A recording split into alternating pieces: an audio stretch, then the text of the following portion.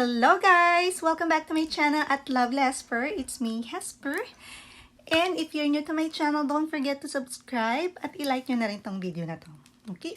Today, we will be doing unboxing. Ayan. As I promised to you guys from my previous video, we will be doing separate video of unboxing of my birthday gift. One of my birthday gift.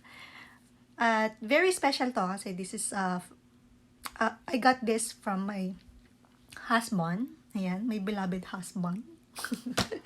Yes, this is none other than ding ding ding MacBook Pro. Ayan. So, before we start doing the unboxing, I'm just gonna share to you a little story behind this MacBook Pro. You know, first ever laptop ko to.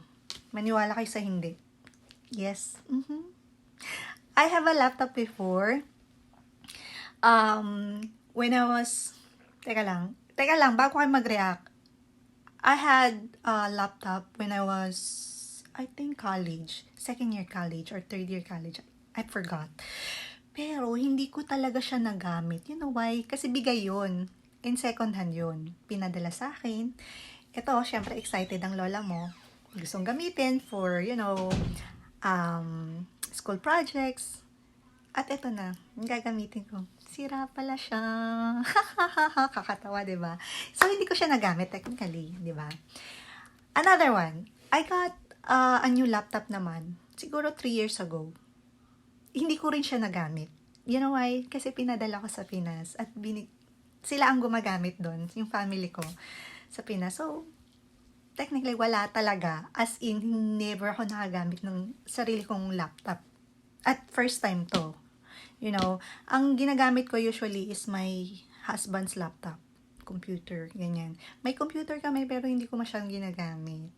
Kasi, bakit nga ba? Kasi nga, meron siyang ginagawa doon na about crypto, ganun.